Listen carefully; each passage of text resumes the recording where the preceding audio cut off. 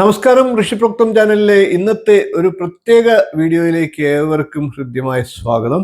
നീലാഞ്ജന സമാഭാസം രവിം പുത്രയമാഗ്രജം ഛായാ മാർത്താണ്ഡ സംഭൂതം തം നമാമി ശനേശ്വരം. നീലമണി പോലെ ശോഭിക്കുന്നവനും സൂര്യന്റെ പുത്രനും യമന്റെ സഹോദരനും ഛായാദേവിയിൽ ജനിച്ചവനുമായിട്ടുള്ള ശനേശ്വരനെ ഞാൻ ഭക്തിയോടുകൂടി നമസ്കരിക്കുന്നു. ശനി എന്ന പേര് കേൾക്കുമ്പോൾ തന്നെ പലർക്കും മനസ്സിൽ ആദ്യം തോന്നുക ഭയം എന്നതാണ്. എന്നാൽ വൈദിക ജ്യോതിഷം പറയുന്നത് മറ്റൊന്നാണ്. ശനി ശിക്ഷിക്കുന്നില്ല, പാഠങ്ങൾ പഠിപ്പിക്കുകയാണ്. ശനി നശിപ്പിക്കുന്നില്ല, രൂപപ്പെടുത്തി എടുക്കുകയാണ്. ജീവിതത്തിൽ ലഭിക്കുന്ന എല്ലാ വിജയങ്ങൾക്കും പരാജയങ്ങൾക്കും പിന്നിൽ നിങ്ങളുടെ കർമ്മഫലങ്ങൾ തന്നെയാണ് ഒളിഞ്ഞിരിക്കുന്നത്. ആ കർമ്മങ്ങളുടെ കൃത്യമായ കണക്ക് സൂക്ഷിക്കുന്ന ദൈവത്തിന്റെ ന്യായാധിപനാണ് ശനി. ശനിദേവൻ അതുകൊണ്ട് തന്നെയാണ് നാം പറയുന്നത്. ശനിയുടെ ഒരു പ്രത്യേക വിഷയമാണ്, ശനിയുടെ മാറ്റത്തെ സംബന്ധിച്ചുള്ള വിഷയമാണ് ഇന്നത്തെ വീഡിയോയിൽ പ്രതിപാദിക്കുന്നത്. 2026 ജൂലൈ 27 വെളുപ്പിന് 5:59 ശനി വക്രഗതിയിലേക്ക് പ്രവേശിക്കുകയാണ്. ശനി ഭഗവാന്റെ മറ്റൊരു വക്രഗതി മീനൻ രാശിയിൽ ആരംഭിക്കുന്നു. ആർക്കാണ് ആശ്വാസങ്ങൾ ലഭിക്കുക? ആർക്കാണ് പരീക്ഷണങ്ങൾ ഉണ്ടാകുക? ഏഴര ശനി അനുഭവിക്കുന്നവർക്ക് എന്താണ് സംഭവിക്കുക? കണ്ടകശനി, അഷ്ടമശനി എന്നിവരിൽ എന്തൊക്കെ മാറ്റങ്ങൾ ഉണ്ടാക്കും? പിതാവിനുണ്ടാകുന്ന പ്രശ്നങ്ങൾ, ഈ സമയത്ത് ഓരോരുത്തരും ചെയ്യേണ്ടതായിട്ടുള്ള നിർബന്ധമായിട്ടുള്ള പരിഹാര മാർഗങ്ങൾ, ഇതെല്ലാം ഇന്നത്തെ വീഡിയോയിൽ ജ്യോതിഷപ്രകാരവും ശാസ്ത്രപ്രകാരവും പുരാണപ്രകാരവും അതിവിശദമായിട്ട് പറയുന്നുണ്ട്. വീഡിയോ അവസാനം വരെ കാണുക. കർമ്മഫലദാത ശനിദേവോ മഹാബലഹ.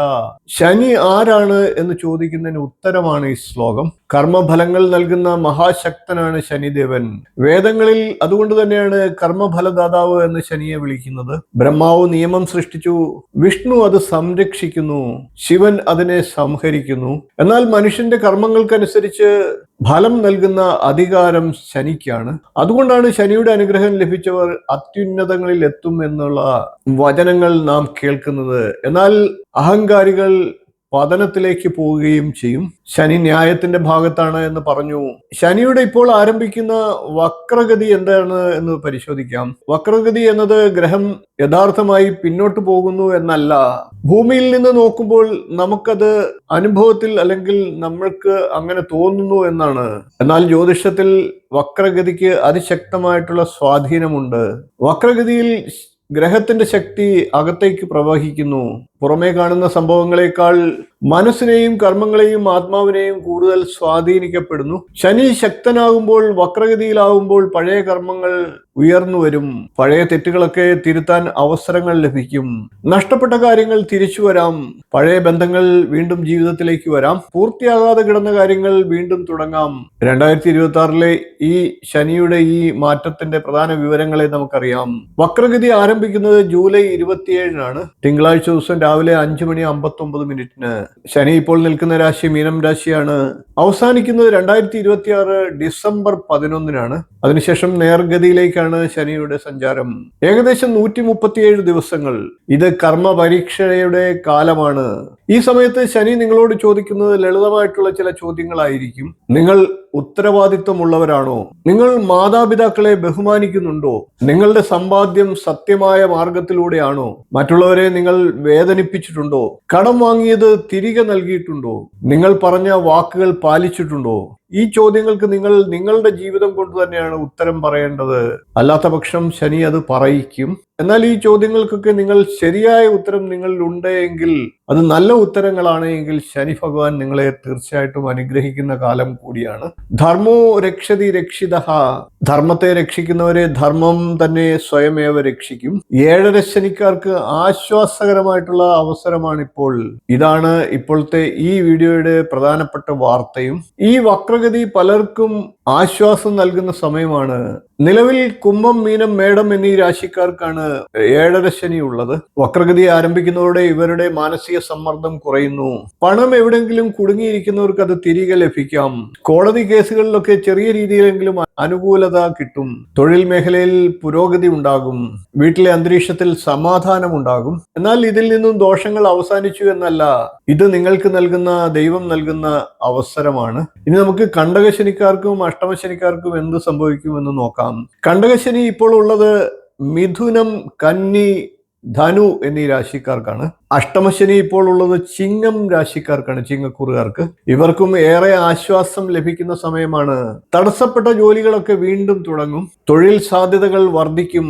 സാമ്പത്തിക നിലയിൽ മെച്ചമുണ്ടാകും. എന്നാൽ മടിയന്മാരായിട്ടുള്ള ഈ കണ്ടകശനി, അഷ്ടമശനി അനുഭവിക്കുന്നവർക്ക് ഈ അവസരങ്ങളും നഷ്ടമാകും. അതുകൊണ്ട് പരിശ്രമിക്കുക, മടി കാണിക്കാതിരിക്കുക. ഇനി ഈ പറഞ്ഞ ശനിദോഷങ്ങളുള്ളവർക്ക് അവരുടെ പിതാക്കന്മാർക്ക് എന്തെങ്കിലും തരത്തിലുള്ള ദോഷങ്ങൾ ഉണ്ടാകുമോ എന്നുകൂടി നമുക്ക് പരിശോധിക്കാം. വക്രഗതിയുടെ പ്രധാന പ്രത്യേകതയും ഇതാണ്. ഈ വക്രഗതി സമയത്ത് ദോഷങ്ങളുള്ളവർക്ക് അവരുടെ പിതാവിനോ ഗുരുവിനോ മുതിർന്നവർക്കോ ഈ ദോഷങ്ങൾ ബാധിക്കാം. അതിനാൽ ശ്രദ്ധിക്കുക. വിശേഷിച്ച് പിതാക്കന്മാരുടെ ആരോഗ്യത്തെ ശ്രദ്ധ കൊടുക്കുക. BP, ഷുഗർ, ഹൃദ്രോഗം, എല്ലുകൾക്കുള്ള പ്രശ്നങ്ങൾ, നടുവിനുവേദന, ഇവരൊക്കെ ഇവരുടെ പിതാക്കന്മാരുടെ കാര്യത്തിൽ ശ്രദ്ധ കൊടുക്കുക. ചെറുപ്പക്കാരാണെങ്കിൽ തൊഴിൽ സ്ഥലത്ത് സമ്മർദ്ദം, ബിസിനസ്സിൽ മന്ദഗതി, പിതാവുമായിട്ട് അഭിപ്രായ വ്യത്യാസങ്ങൾ എന്നിവയൊക്കെ ഉണ്ടാകാം. അതുകൊണ്ട് തന്നെ സംസാരത്തിൽ ക്ഷമ, മിതത്വം ഇവ പാലിക്കുക. ഇതിനിടയ്ക്ക് വക്രഗതിയിൽ നക്ഷത്രമാറ്റവും സംഭവിക്കുന്നുണ്ട്. ആദ്യഘട്ടത്തിൽ രേവതി നക്ഷത്രത്തിലാണ് ഇപ്പോൾ ശനി നിൽക്കുന്നത്. അത് ജൂലൈ മുതൽ ഒക്ടോബർ വരെയാണ് രേവതി നക്ഷത്രത്തിൽ ശനി സഞ്ചരിക്കുന്നത് എന്ന് പറയാം. ഈ സമയത്ത് പഴയ കടങ്ങൾ വീട്ടാനുള്ള അവസരങ്ങൾ വന്നു ചേരും. കണക്കുകൾ ശരിയാക്കാൻ അവസരങ്ങൾ ഉണ്ടാകും. സാമ്പത്തിക അച്ചടക്കങ്ങൾ കൊണ്ടുവരാം. രണ്ടാം ഘട്ടത്തിൽ ഉത്രട്ടാതി നക്ഷത്രത്തിലേക്കാണ് ശനി വക്രത്തിൽ സഞ്ചരിച്ചെത്തുക. ശനിയുടെ സ്വന്തം നക്ഷത്രമാണ് ഉത്രട്ടാതി. അത് കൂടുതൽ ഗുണപ്രദമാണ് എന്നുകൂടി പറയണം. ഈ കാലം ഒക്ടോബർ 10 മുതൽ ഡിസംബർ 11 വരെയാണ്. ഈ സമയത്ത് ആത്മീയ വളർച്ച എല്ലാവരുടെയും വളരെ ശക്തമാകുന്ന സമയമാണ്. ധ്യാനം, യോഗ, ജപം, സാധന എന്നിവയൊക്കെ ഈ സമയത്ത് സ്ഥിരമായി ചെയ്യുന്നതും ആരംഭിക്കുന്നതും ഒക്കെ ഗുണപ്രദമാണ്. ഈ കാലം എന്നത് ജീവിതത്തിന്റെ യഥാർത്ഥ അർത്ഥങ്ങൾ മനസ്സിലാക്കുന്ന കാലമാണ്. ശനിയുടെ വക്രകാലത്ത് ചെയ്യാൻ ഏറ്റവും അനുയോജ്യമായിട്ടുള്ള കാര്യങ്ങൾ എന്തൊക്കെയാണ് എന്ന് പറയാം. അതായത് അനുയോജ്യമായിട്ടുള്ള ഫലങ്ങൾ നിങ്ങൾക്ക് ലഭിക്കാനുള്ള കാര്യങ്ങൾ ചെയ്യേണ്ടത്: ദിവസവും കാലത്ത് നേരത്തെ എഴുന്നേൽക്കുക, സമയനിഷ്ഠ പാലിക്കുക, കടങ്ങളൊക്കെ തീർക്കുക, മാതാപിതാക്കളെ സേവിക്കുക, കള്ളം പറയാതിരിക്കുക, തൊഴിലാളികളെ ബഹുമാനിക്കുക, കീഴ് ജീവനക്കാരെ ബഹുമാനിക്കുക, അനാവശ്യ ചെലവുകളൊക്കെ ഒഴിവാക്കുക. ഓരോ ശനിയാഴ്ചയും എള്ളെണ്ണ കൊണ്ട് ദീപം ജ്വലിപ്പിക്കുക. ഹനുമാൻ ക്ഷേത്രത്തിൽ പതിവായി ദർശനം നടത്തുക. കാക്കകൾക്ക് ഭക്ഷണം നൽകുക. പശുവിന് പുല്ലോ ഭക്ഷണമോ നൽകുക. ദരിദ്രരായിട്ടുള്ളവരെ സഹായിക്കുക. ശനിയുടെ അനുഗ്രഹം ലഭിക്കാൻ ശക്തമായിട്ടുള്ള മന്ത്രങ്ങളെ ഒന്ന് പറയാം.